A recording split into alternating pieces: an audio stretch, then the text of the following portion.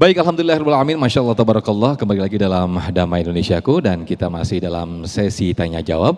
Kami persilakan dua jamaah yang akan mengajukan pertanyaan. Ada Ibu Nia dan juga Ibu Khaitrin ya. Wah, ini jamaah dari bapak-bapaknya mana nih? Mungkin karena lelaki hanya diam begitu Ustadz ya. Yang penting tindakan begitu Ustadz ya. Berusaha meneladani Nabi Ibrahim kayaknya. Oh, menelaah, merenungi, akhirnya tidur. Baik, kami persilakan Ibu Nia terlebih dahulu. Boleh berdiri Ibu Nia, nanti akan dijawab oleh Ustazah Sofwatun Nida. Silakan. Bismillah. Udah nyala Ibu, silakan. Bismillahirrahmanirrahim. Assalamualaikum warahmatullahi wabarakatuh. Waalaikumsalam warahmatullahi wabarakatuh. Izin bertanya Ustazah, nama saya Nia, Ibu Nia dari Jamaah Masjid Al-Barkah Syafi'iyah. Yang ingin saya tanyakan, kebetulan saya diamanahkan oleh Allah Subhanahu wa Ta'ala sudah menjadi ibu dengan 2 orang anak laki-laki dan diamanahkan juga menjadi pendidik di salah satu sekolah. Yang ingin saya tanyakan, memang kalau laki-laki dengan anak perempuan itu sangat-sangat berbeda ya Ustadz Ustazah. Yang saya ingin tanyakan, karena memang zaman sekarang itu anak-anak itu kalau dikerasin itu semakin jauh dari kita. Ketika kita lembutkan akan menjadi generasi Z yang kalau bisa dibilang sekarang itu istilahnya generasi stroberi yang mudah rapuh, mudah goyah dan segala macam. Sekarang itu pendidikan akan mencanangkan dengan kurikulum cinta. Baik. Yang saya ingin tanyakan kepada Ustazah Sofwatun Nida, bagaimana pandangan Islam menurut tentang kurikulum cinta ini? Itu saja. Terima kasih. Assalamualaikum warahmatullahi wabarakatuh. Waalaikumsalam warahmatullahi wabarakatuh. Silakan Ustazah. Bismillahirrahmanirrahim. Terima kasih Ibu atas pertanyaannya. Baik, seperti yang tadi kurang lebih sama ya dengan pertanyaan yang sebelumnya, bahwa bagaimana sih mendidik anak-anak. Ada anak laki-laki, ada anak perempuan yang tentu pola pendidikannya dengan pendekatan yang berbeda-beda.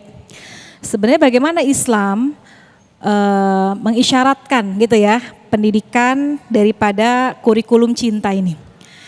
Sebenarnya kalau kita perhatikan dalam Al-Quran, Al-Quran itu selalu berbicara untuk memberikan nasihat, pendidikan bil hikmah dengan kebijaksanaan. Bahkan dakwahnya Nabi bisa sukses dan sampai kepada kita hari ini karena Nabi selalu menyampaikan ilmu, menyampaikan dakwah dengan hikmah, dengan bijaksana, bukan dengan kekerasan. Sebenarnya Islam mengajarkan kita untuk mendidik anak ya dengan kelembutan, dengan mendidik dengan hati. Makanya kalau dari sisi psikologi ada tuh tahapan-tahapan bagaimana melakukan pendekatan pendidikan kepada anak. Kalau anaknya masih kecil, kita menjadi ibu harus benar-benar menumpahkan segala kasih sayang kita. Ketika anak kita sudah mulai masuk remaja ya, kita bukan hanya sebagai ibu tapi juga harus bisa sebagai sahabat, sebagai teman. Jadikan kita menjadi tempat yang nyaman untuk cerita anak-anak kita, sehingga kalau di luar sana ada sesuatu yang mereka penasaran, yang mereka ingin tahu, mereka akan kembali lagi ke rumah. Mereka akan menemukan ketenangan, kedamaian ketika berada di dekat dengan orang tuanya. Memang ini PR yang sangat besar ya Ibu ya. Satu masa kita pengen nih anak kita terbentuk sesuai dengan maunya kita. Tapi pada kenyataannya ternyata kalau dikerasin ini anak jadi apa? Jadi melonjak. Ini merupakan tantangan buat kita. Kalau bahasa Betawinya kita ngedidik anak tarik ulur. Kalau kita tarik mulu kekerasan dia lepas. Ada kalanya ketika kita nasehatin kita tarik, begitu ini kita ulur lagi. Jadi ini memang pendidikan yang sangat luar biasa. Oleh karenanya tadi perlu kita minta pertolongan Allah melalui doa-doa kita, ya Allah jadikan kami kuat menjadi orang tua yang mendidik anak di akhir zaman seperti ini. Makanya pernah ada ucapan, didiklah anakmu karena mereka akan tumbuh di zaman yang berbeda dengan zamanmu. Maka Islam selalu memberikan perhatian, didiklah anak-anak kita dengan hati yang penuh kebijaksanaan, dengan hikmah. Kalaupun kita marah, marahnya juga tidak yang kelewat batas gitu ya. Kalaupun kita ada sesuatu yang membuat kita kecewa gitu, sampaikan dari hati ke hati dengan anak-anak kita. Insya Allah seperti halnya Nabi menyampaikan dakwah dengan hati yang bijak. Mudah-mudahan pun kita bisa sukses mendidik anak-anak kita dengan pola pendidikan yang bijaksana. Amin ya Rabbal. Amin ya Rabbal Alamin. Terima kasih Ustazah Nida. Berikutnya kami persilakan Ananda Caitrin, betul ya?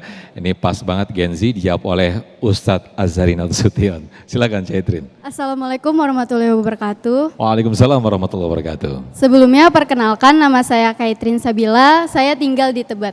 Izin bertanya Ustadz, bagaimana saya sebagai anak muda ini tahu bahwa cinta yang saya jaga saat ini itu benar-benar membawa saya menuju ridhonya Allah, bukan hanya sekedar untuk dunia saja. Terima kasih Ustadz. Wassalamualaikum warahmatullahi wabarakatuh. Waalaikumsalam warahmatullahi wabarakatuh. Cinta, berbicara cinta ini Ustadz Azhari deh Ini pakarnya. berat ini ya. Silakan Ustadz. Saya kalau tahu ada pertanyaan begini saya nggak datang tadi. Kata Imam Syamsuddin At-Tabrizi, guru dari Jalaluddin Rumi, dia bilang dinuna huwa dinul isyiq. Agama kita adalah agama cinta. Agama kita adalah agama cinta. Jika ada orang berbicara cinta, tidak ada yang paling fasih berbicara tema itu kecuali Islam. Nabi Ibrahim, nabi pecinta, Khalilur Rahman, kekasih Allah. Nah, bagaimana memandang cinta itu? Jadi cinta ini ada dua. Ada cinta ananiyah, cinta ego. Ada cinta wujudiyah, cinta rabbaniyah. Ada cinta spiritual Tuhan. Yang pertama ada cinta ananiyah. Sebenarnya ibu-ibu, orang tidak bisa mencintai objek di luar dirinya, nggak bisa. Semua kita mencintai diri kita, bukan objek di luar diri kita. Kalau ibu-ibu demen sama suami, ibu bilang, ya jangan mati dulu ya, mama cinta banget sama ayah. Itu pret, bohong. Saya bisa buktikan 1000% bohong. Begitupun bapak-bapak. Misal kamu digoda tuh sama cowok-cowok pria hidung apa tuh? I love you katanya, aku cinta kamu. 10.000% bohong. Karena tidak mungkin orang mencintai objek di luar dirinya, nggak mungkin. Semua orang mencintai dirinya, maka dia disebut dengan cinta ananiyah. Sebenarnya kalau ada laki-laki yang bilang ke kamu, aku cinta kepadamu, tafsirnya adalah dia ingin mengatakan, aku cinta dengan diriku, ambillah cintaku, maukah kamu hidup bersama cintaku, penuhi cintaku menurut cintaku. Paham gak? Hah? Nenek-nenek paham gak nih? Dia ingin katakan sebenarnya saya cinta banget sama diri saya. Kamu mau gak ambil cinta saya? Syaratnya kamu jadi pacar saya, penuhi cinta saya menurut maunya cinta saya. Layani saya, hubungi saya, kalau saya kangen sama kamu, dan seterusnya. Jadi sebenarnya yang dicinta bukan kamu, tapi dirinya. Namanya cinta ananiyah. Di atas cinta itu agama bilang ada cinta wujudiyah. Dia baru bisa mencintai objek di luar dirinya kalau dia memiliki akhlak ini. Namanya cinta rabbaniyah. Setelah dia cinta dengan Allah, dia melihat semua yang dia dengar dan dia lihat ini adalah manifestasi dari Allah. Sebenarnya ibu mencintai suami ibu karena ibu melihat suami ibu adalah ciptaan Allah, dia amanah yang Allah kasih. Dan ibu mencintai Allah baru bisa mencintai suami ibu. Namanya cinta rabbaniyah. Baru orang bisa mencintai objek di luar dirinya. Saya tanya sama ibu-ibu, kalau anak ibu berantem sama anak tetangga, yang ibu bela anak siapa? Karena dia cinta dengan punya dia. Pakaian suami ibu digondol sama maling, ibu teriak nggak? Baju suami gua, ya kan? Suami gua. Kalau baju suami orang diteriakin marah bininya. Jadi orang tidak pernah benar-benar mencintai objek di luar dirinya. Dia baru bisa mencintai itu kalau dia memiliki akhlak cinta dan adanya di agama. Jadi di agama hebat bahasannya bukan cuma cinta biologis, tapi cinta emosional dan cinta spiritual.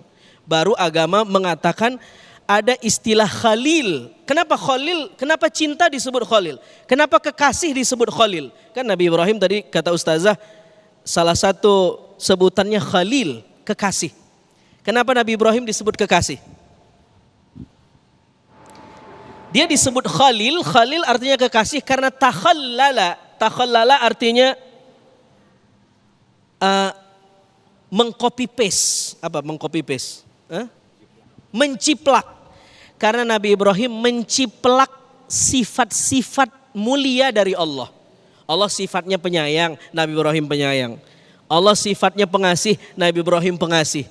Allah sifatnya dermawan, Nabi Ibrahim juga begitu. Takhallala, maka dia disebut khalil. Orang kan yang saling jatuh cinta sifatnya sama, Bu. Iya enggak? Kenapa orang bisa lama berumah tangga? Sifatnya sama. Kalau enggak sama cerai. Karena sama, takhallala jadinya khalil. Nanti kalau yang dia contoh itu sempurna 100%, namanya bukan khalil. Habib. Berarti 100% udah ngejeplak sifat-sifat Allah yang kita sebut dengan akhlak mulia. Habib yang saya maksud di sini bukan istilah Habib yang kita sebut orang secara DNA itu, bukan. Habib di sini maknanya adalah istilah akhlak. Orang yang 100% sudah menginstal akhlakul karimah. Baru dia disebut Habib.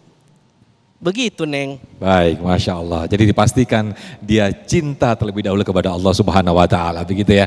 Nah, pemirsa, berikutnya ada segmen Ulama Menjawab, yang di segmen ini akan kami bacakan pertanyaan-pertanyaan sudah masuk lewat Instagram kami @damai_indonesiaku_tv1. Jadi kami akan bacakan pertanyaan yang sudah masuk lewat kolom komentar dan nanti akan dijawab oleh guru-guru kami, Ustazah Sofatunida dan juga Ustadz Azhari Nasution. Tetaplah bersama kami dalam Damai Indonesiaku.